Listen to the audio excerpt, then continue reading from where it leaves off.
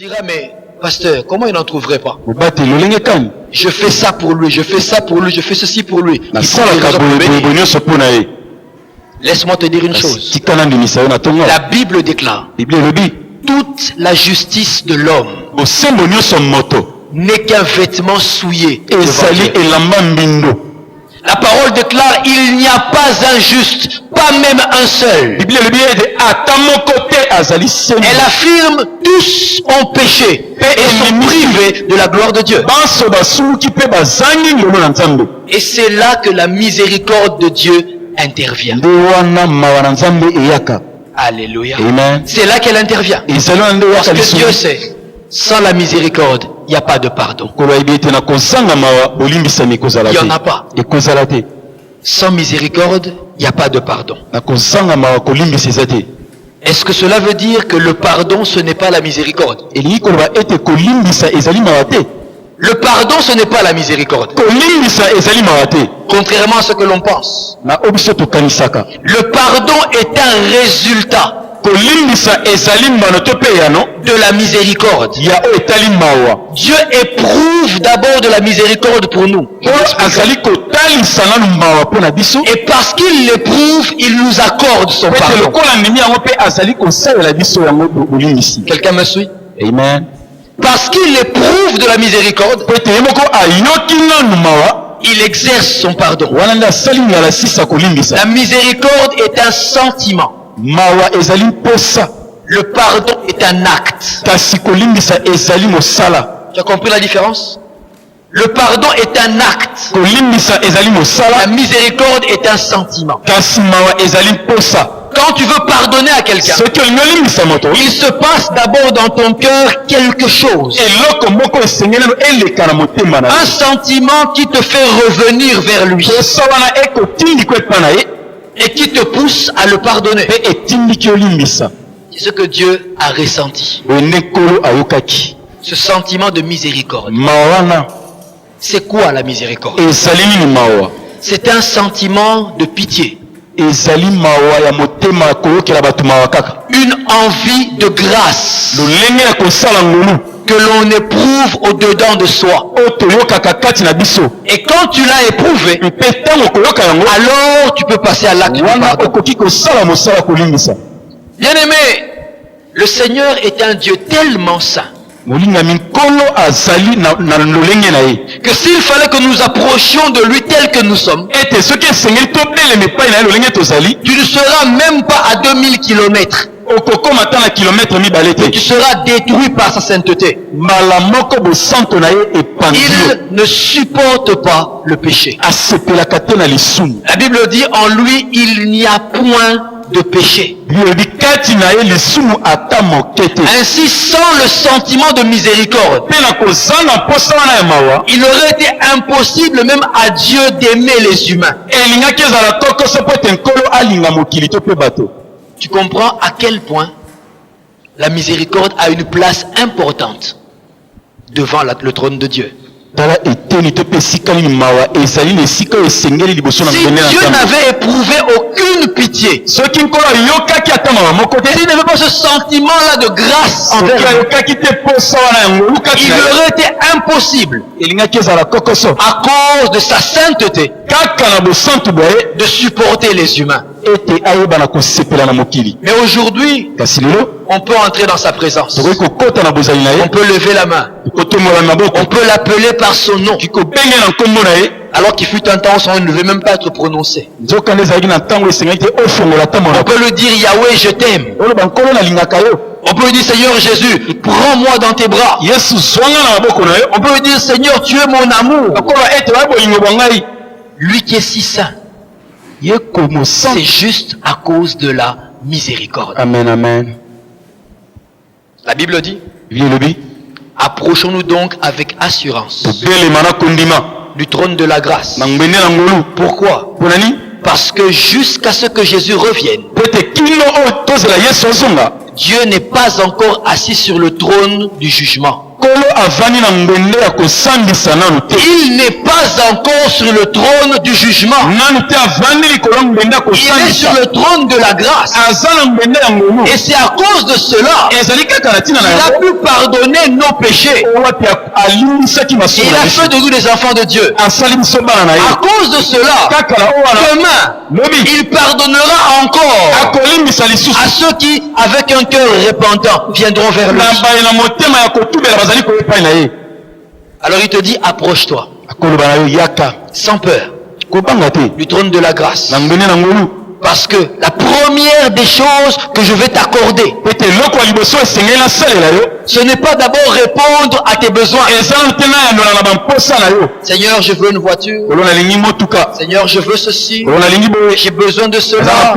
Éternel, s'il te plaît. Bakiselanga, Kabelanga, Kokiselanga. Ce n'est pas d'abord ça qui intéresse Dieu. Il s'intéresse d'abord à ta nature. Si ma miséricorde ne te rencontre pas, tu n'auras même pas le temps de parler avec moi pour m'expliquer ton besoin. Tu n'auras même pas le temps de me rencontrer pour m'expliquer qu'il te faut ceci, il te manque cela. Lisez le verset. Le verset 16 vous dit, obtenir miséricorde, trouver grâce et être secouru dans nos besoins. Dieu met les besoins en dernier lieu. Alors que les humains mettent les besoins en premier lieu. D'ailleurs, il y a une église où on n'a pas rien. Et là, on peut changer dans le temps. Avant. Les besoins d'abord. Pour ça, qu'est-ce que Dieu peut faire pour moi? Quel bénéfice je retire de Dieu? Quel est l'avantage matériel, financier, moral, affectif que je peux avoir de Dieu? Dieu réfléchit différemment. Il dit, quand tu approches ma présence, le premier bénéfice, c'est ma miséricorde. Dis à ton voisin, la miséricorde. C'est le premier bénéfice. Le premier. C'est la raison pour laquelle Christ est venu. La venue de Christ est le réseau de la miséricorde de Dieu. La Bible dit, il a tellement aimé le monde. Un monde pécheur. Un monde perdu. Un monde qui lui a tourné le dos. Un monde sans intention de se souvenir de lui. Tu n'as qu'à essayer de réfléchir comment tu marchais avant la conversion. Ce que tu étais avant ta conversion. Pas besoin de Dieu. Pas besoin de Dieu. Dernièrement, vous savez, je passais dans la rue et j'ai freiné à un carrefour. J'ai entendu une vieille chanson païenne qui m'a fait rigoler du reste. Le chanteur disait, moi si aboyanga kasikopa masangate. Certains s'en souviennent, hein? C'est le rock jazz. Ça m'a fait rire. Je me suis dit, voilà un malheureux. Un malheureux. Pour lui, il suffit seulement que son verre de bière soit présent. Tout le reste s'envole. Certains en rient, mais d'autres font pire. Combien n'as-tu pas sacrifié Dieu pour l'amour d'un copain ou d'une copine? Combien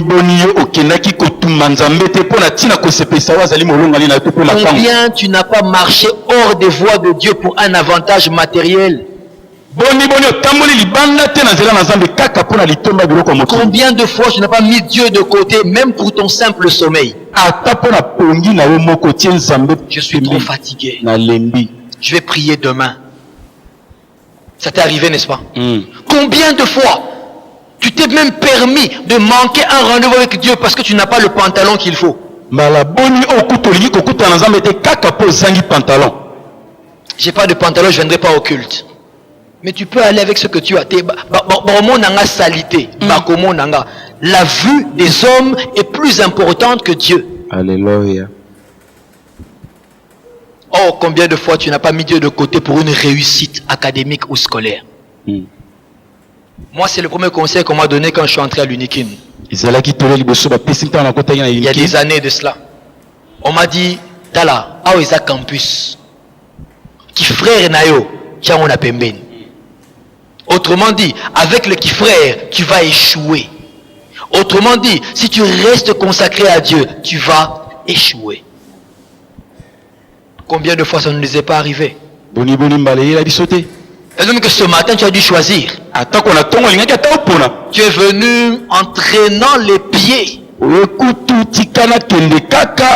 Comme j'ai donné ma parole, bon, venons quand même. Bon, comme ça, après, on me laissera tranquille. Si je ne viens pas, il se pourrait que le pasteur se fâche. S'ils ne me voient pas, ils vont revenir me chercher à la maison. Allons-y, comme ça je leur dirai, tu m'avais vu, n'est-ce pas? Alors, laissez-moi tranquille. Dieu a tellement aimé ce monde-là. Ce monde de magie, d'occultisme, de débauche. Il a aimé ce monde. Dans sa sainteté, il a eu pitié de ce monde. Mais entre nous, disons les choses, entre nous. Qu'est-ce qui aurait changé en Dieu si nous n'avions pas été sauvés? Si toi, tel que tu m'écoutes, tu n'es pas sauvé, qu'est-ce que cela va changer à la nature de Dieu?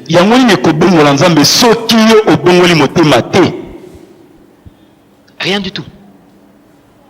Rien. Si tu vas en enfer, qu'est-ce qui va changer dans la sainteté de Dieu?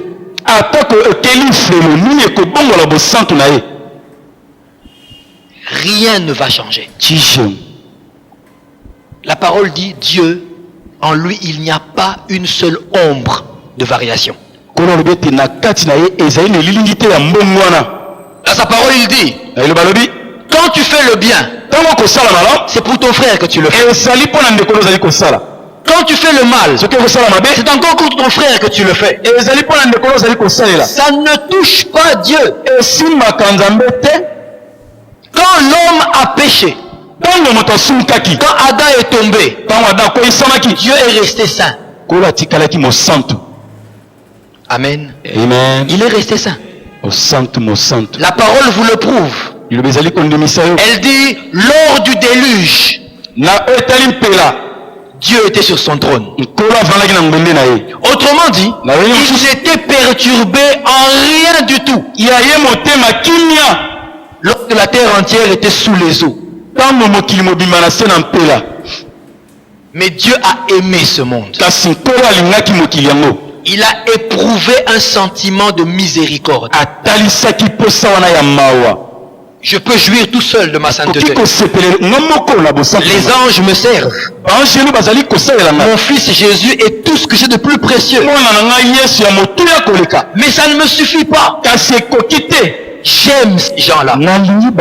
Je sens dans mon cœur un sentiment de pitié qui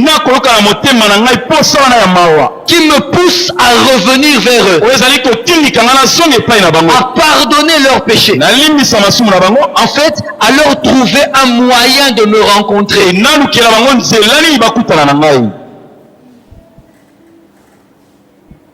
Cette miséricorde-là a fait que Dieu a fait un geste. Il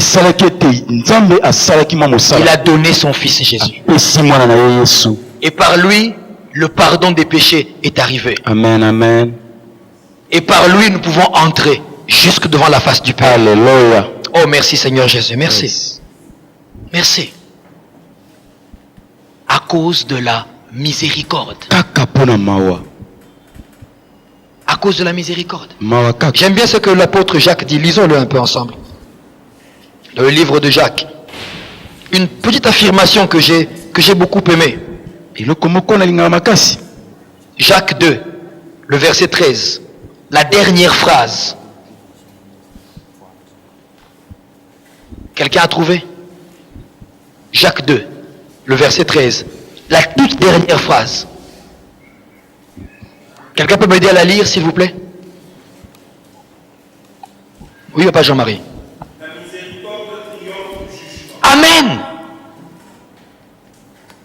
Cette phrase a toujours fait du bien à mon cœur. Qui la connaissait avant aujourd'hui? Qui connaissait cette phrase avant aujourd'hui? J'aime bien. La miséricorde triomphe du jugement. Toi et moi appelés au jugement. Toi et moi condamnés au jugement. Cela veut dire le mot grâce ne pouvait même pas être cité dans notre vie. Si le mot grâce n'est pas cité, ça veut dire que tous tes besoins resteront des besoins éternellement. Pas d'exaucement. Mais oh merci Seigneur, Dieu s'est souvenu de sa propre phrase. La miséricorde triomphe du jugement. Alors Dieu se dit, je veux leur éviter le jugement à cause de ma miséricorde. Voilà pourquoi Dieu te supporte encore. Alléluia. Voilà pourquoi il a encore un cœur compatissant envers toi. Amen. Alors que tu pêches, tu peux revenir demander pardon. Et quand ton cœur est sincère, il te pardonne. Et il fait encore mieux. Il dit, j'oublierai leurs transgressions. Nous parlerons du pardon du péché un jour. J'oublierai leurs transgressions. Je ne me souviendrai plus de leur iniquité. Cela veut dire à cause de sa miséricorde. À cause de sa miséricorde, quand Dieu te pardonne, il ne stocke pas tes péchés dans un coin. Une banque de données. Dis ça, ce sont les données du pasteur Alf. Et apparemment, son dossier est en train de devenir beaucoup plus grand que je ne le pense. Il n'est pas comme ça. À cause de la miséricorde. Quand il pardonne, il oublie qu'il a pardonné.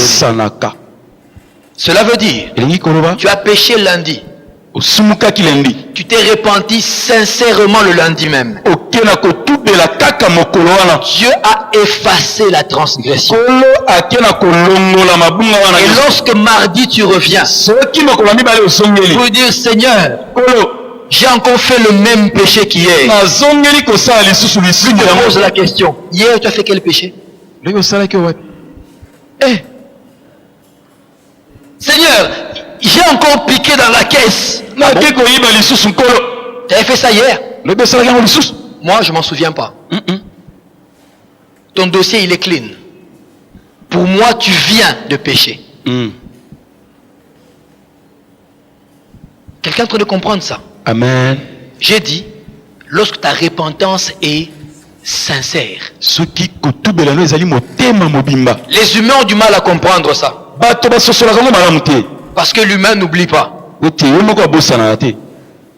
L'humain n'oublie pas. C'est pour cela que même les personnes qui croient en Dieu ont du mal à croire dans le pardon de Dieu. Ils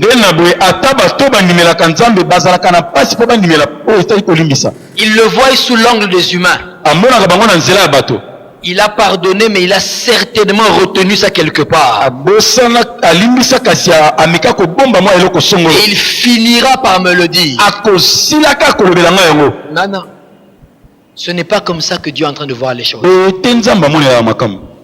Ce n'est pas comme ça. Il dit, c'est pour l'amour de moi que j'efface vos transgressions. Il n'a pas dit je les couvre. Il a dit j'efface. Et s'il n'a pas effacé, c'est que Dieu est menteur. Or Dieu ne ment pas. Amen. Alléluia. Yes. Cela veut dire autrement que quand tu pêches et que ta repentance n'est pas sincère, ce péché reste. Et tu passeras en jugement pour ça. Alléluia. Amen. Là, tu passeras en jugement. C'est comme cela qu'Aïe le vous dit, Dieu regarde au cœur. Parce que sa miséricorde ne doit pas non plus être une occasion pour faire n'importe quoi. Non, Dieu aura pitié de nous. Comme certains qui se disent, je pêche et puis je demanderai pardon. Avant de pécher, tu as déjà planifié comment tu vas duper le Seigneur. Tu as déjà planifié comment tu vas le tromper. Je l'aurai, parce qu'il tellement comme il aime les humains, je vais l'avoir. Je pêche, et puis je revenais pour lui dire pardon. Tu as dit que tu effacé les transgressions. La Bible dit, ne vous y trompez pas, on ne se moque pas de Dieu. Amen. Ce qu'un homme a sémé, il le récolte. Amen. Alors je reviens, Dieu a tellement aimé. Il a fait passer la miséricorde avant la grâce qu'il te donne. Parce qu'il sait que la grâce sans la miséricorde te sera inutile. Tu sais pourquoi? Parce qu'elle ne t'amènera pas au ciel. C'est la différence entre le païen et le chrétien. Le païen que tu envies, mais lui il ne craint pas le Seigneur. Il ne marche pas avec Dieu. Mais il a beaucoup de biens. Il a des maisons. Il a des voitures. Les comptes en banque. Il a des enfants. Comme le psalmiste Asaph. Il dit, mais c'est en vain que j'ai lavé main de la sainteté. C'est pour rien que je crains Dieu. Regarde le méchant. Rien ne lui arrive de mauvais. Tout va bien. Il est en paix. Il quitte un boulot, il a un autre boulot. Moi je crains Dieu, je trime avec mon CV. Parce qu'ils ont pu tricher distinction. Moi je crains Dieu 51,2. Ils n'ont pas craint le Seigneur, ils ont acheté des maisons. Moi je le crains. La Bayrès m'a encore rappelé hier qu'il fallait payer le loyer. Tu commences à envier le méchant. Tu oublies qu'il y a une différence entre la grâce dont il jouit et la grâce de laquelle toi tu jouis. Amen. C'est au niveau de la miséricorde. Yes. Il n'a pas la miséricorde de Dieu. Parce qu'il ne s'est pas repenti. Cela veut dire toute la grâce qu'il a l'emmènera en enfer.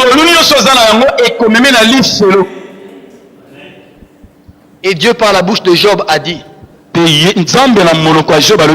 nu, je suis sorti du sein de ma mère. Nu, je retournerai. Et les humains vous disent, on n'amène rien de l'autre côté. Rien. Parce que personne ne venait quelque chose.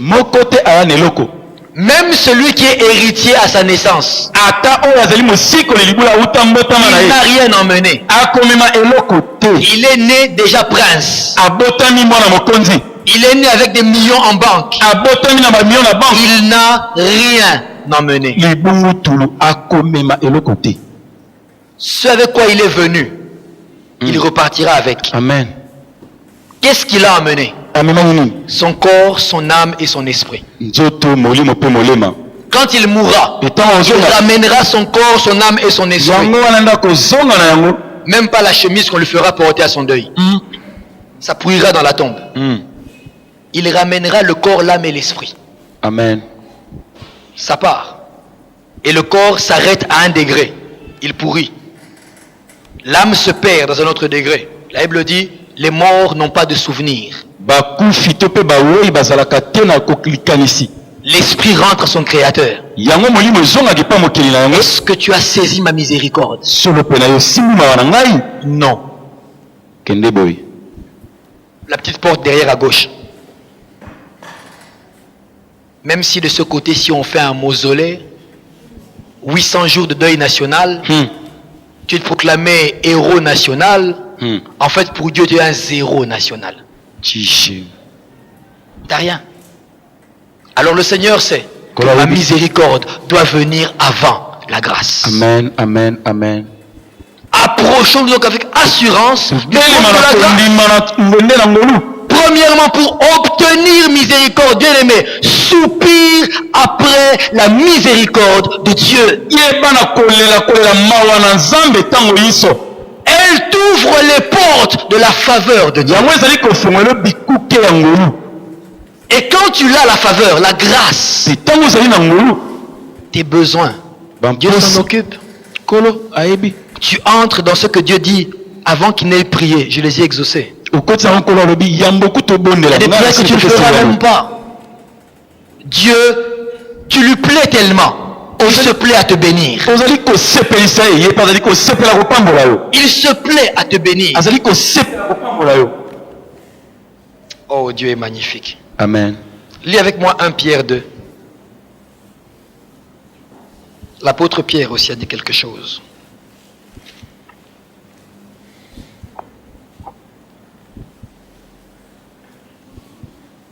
« 9 à 10, 1 Pierre 2. Vous, au contraire, vous êtes une race élue, un sacerdoce royal, une nation sainte, un peuple acquis, afin que vous annonciez les vertus de celui qui vous a appelé des ténèbres à sa durable lumière. Tu imagines tous les titres que Dieu te donne, toi enfant de Dieu. Vous qui autrefois n'étiez pas un peuple, et qui maintenant êtes le peuple de Dieu. Autrefois pas un peuple, maintenant peuple de Dieu. Vous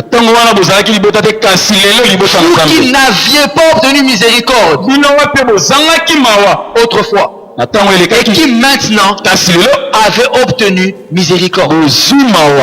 Donc vous comprenez que si tu es un sacerdoce royal, une race élue, un peuple acquis, le peuple de Dieu, c'est parce que tu as obtenu miséricorde. Amen, amen.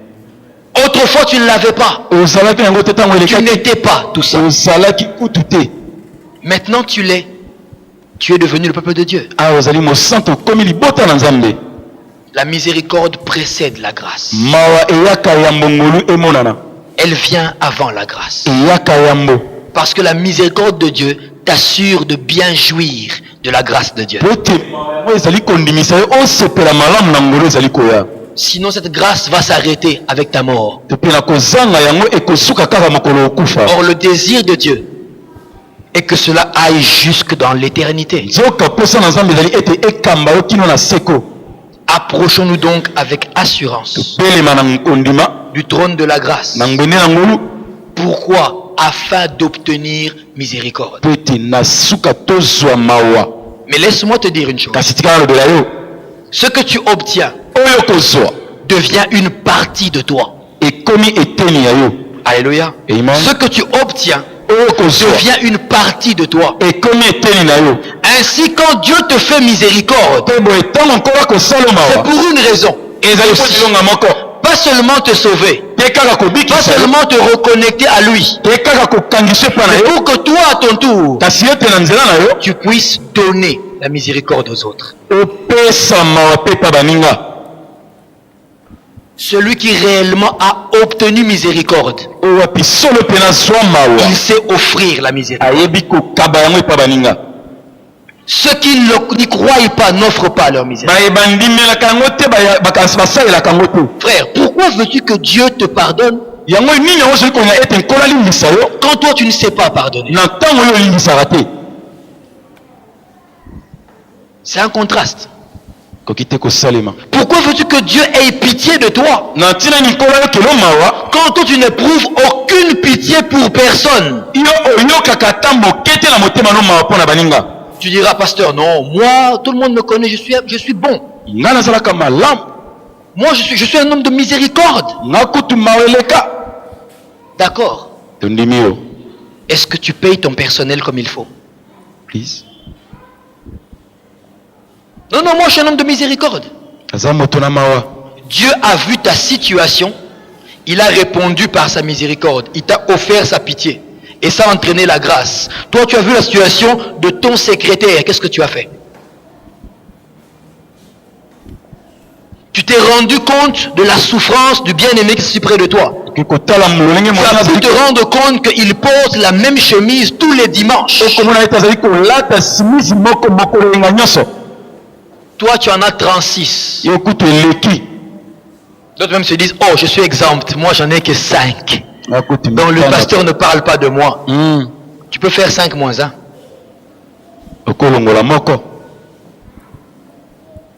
Ça ne te tuera pas. J'ai dit la miséricorde est un sentiment. Mais il faut un acte. Dieu a donné le pardon. Tu donnes quoi? Il faut que tu saches transmettre cette miséricorde. Oh, j'ai entendu des phrases diaboliques. Des phrases, comme j'aime dire, luciféro-enfériques. Tel que tu l'as dit, frère. Yes. Quelqu'un qui vous dit, en tout cas, Alain Nzamba Limbisanga Limbissé jamais. Qui n'a jamais entendu ce genre de phrase? Pasteur, en tout cas, Nzamba Limbisanga, yé, na Limbissé. Nzamba Limbisanga, mais nga na Limbissé. Contraste. Contraste. Vous me direz non, pasteur, chacun de nous a le libre arbitre. D'accord. Moi je te dirai, la Bible dit, pardonne nos offenses comme nous pardonnons à ceux qui nous ont offensés. Amen. D'autres versions disent, pardonne nos offenses dans la même mesure. Dis avec moi, la même mesure que nous pardonnons à ceux qui nous ont offensés. Yes. Autrement dit, si je ne pardonne pas, Seigneur, je m'engage à ce que tu ne me pardonnes pas non plus.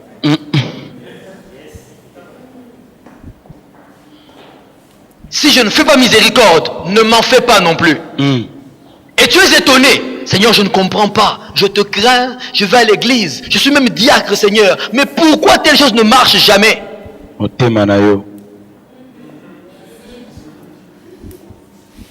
Pasteur, priez pour moi. Ça doit être des démons. Pauvres démons. Parfois ils n'y sont pour rien. Et ils s'étonnent. Seigneur, tu vois? Mais il dit que c'est moi. Pasteur, je crois qu'il doit avoir un problème de malédiction. Ta malédiction, c'est ton manque de miséricorde envers les autres. C'est ça ton problème. Tu as un cœur dur comme le roc. C'est là ton problème. La Bible dit, on emploiera pour te mesurer la même mesure que tu emploieras pour les autres. La même. Si tu sais offrir le pardon, c'est que ton cœur est plein de miséricorde. Si tu ne sais pas offrir le pardon, c'est que ton cœur a un problème avec la miséricorde. La parole dit, comment peux-tu prétendre aimer un Dieu que tu ne vois pas lorsque ton frère que tu vois, tu ne l'aimes pas? Pasteur, moi j'avais juré. Jamais, je ne peux jamais lui adresser la parole. Pourquoi? Il est à la base de l'amour de notre Père. Oh. Sais-tu si tu es à la base de l'amour de combien de personnes? Pasteur, moi, je n'ai jamais tué. La Bible dit, celui qui hait son frère est pire qu'un meurtrier. Cela veut dire, à chaque fois que tu as haï quelqu'un, tu l'as tué. Or, le quelqu'un que tu tues est une créature de Dieu. Maintenant, imagine Dieu en train de parler. Je ne vais plus jamais lui adresser la parole. Il est à la base de la mort de beaucoup de mes fils.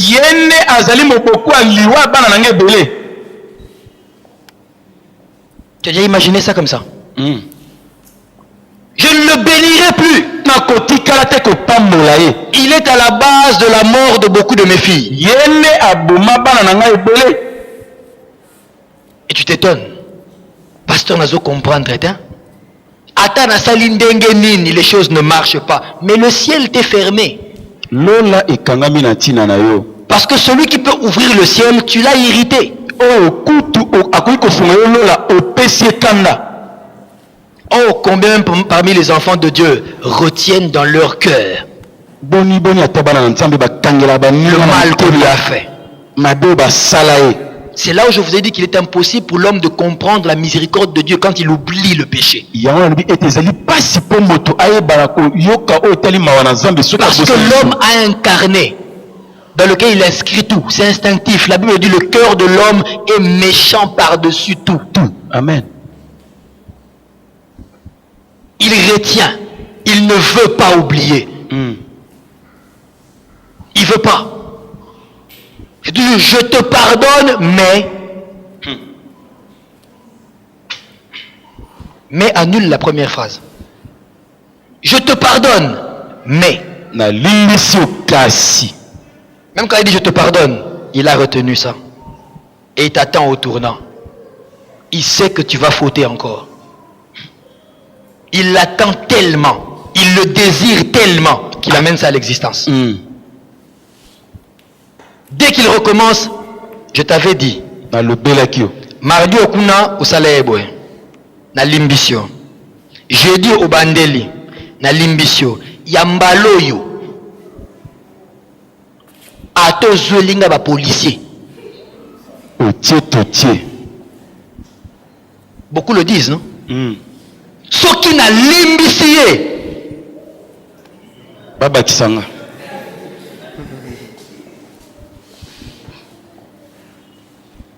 Ce qui n'a sollicité le bangate. Babo Mangaï. Maman na biso. D'autres même. Oh là là là. Ce qui n'a sollicité. Bala Moussa pas na biso na cimetière. C'est là où je vous dis, vous avez la grâce de ne pas m'avoir moi comme Dieu. Si c'était moi Dieu, na la moussier na tché na chambre na yo. Je vais dire la moussaye, je vais la mener. Alléluia. Mais heureusement que Dieu est Dieu. Yes. Et il a bien fait d'être lui. Alléluia. Il a bien fait. Si Dieu avait les sentiments des humains, nous serions les plus malheureux. Parce que la parole vous dit, si Dieu est pour nous, qui sera contre nous? Maintenant, si Dieu est contre toi, avec les sentiments des humains, j'aime la question à Lingala, est-ce au Bika? Tu es en train de comprendre ça? Maintenant, son sentiment à lui, c'est la miséricorde. Amen. Avant de t'accorder la grâce, il te met dans les conditions pour que tu ne perdes pas la grâce. Sa miséricorde. Yes. Alléluia. Amen. Oh, il y en a qui même assis l'un à côté de l'autre, ils ne s'aiment pas. Tu diras, pasteur, comment ça? Attends, je suis assis près de lui. C'est que ça veut dire que je le tolère, je l'aime. Où est le problème? Mais tu vas te rendre compte que dès que la réunion sera terminée, il ne te passera même pas la petite idée de le saluer. Ça ne te viendra jamais à l'esprit. Jamais. Pourquoi? Je n'ai rien à voir avec lui. Et beaucoup le font. Et vous le verrez quand on aura terminé la réunion. Il est trop grand pour les autres. Il ne peut pas s'abaisser à les saluer. Non. J'ai dit bonjour au pasteur. C'est suffisant. Lui, il a mon niveau. Et encore, c'est pas que c'est le pasteur. Si on devait en principe voir les niveaux des diplômes ou la richesse matérielle, bon. Les autres, c'est pas mon problème. Ils ne ressemblent pas à ceux que je fréquente généralement. Ils ne sont pas de ma classe. Assis à côté, 45 minutes, 1 heure, 2 heures de culte, mais il ne te viendra même pas l'idée de lui lancer un sourire à la fin de la réunion. Même pas l'idée. Même pas. Il y a un problème dans le cœur. Tu ne lui accordes pas la grâce de ton simple sourire. Approchons-nous donc, dit Dieu, avec assurance du trône de la grâce, afin d'obtenir miséricorde, ensuite de trouver grâce, d'être secouru dans nos besoins. Alléluia. Amen. Quelqu'un veut-il bénéficier de la miséricorde de Dieu? Tu en as besoin tous les jours. Il la renouvelle chaque jour. Parce que s'il fallait que Dieu étale devant nous tout ce que tu fais en secret, tu serais le premier à considérer que tu es le premier à avoir besoin de la miséricorde.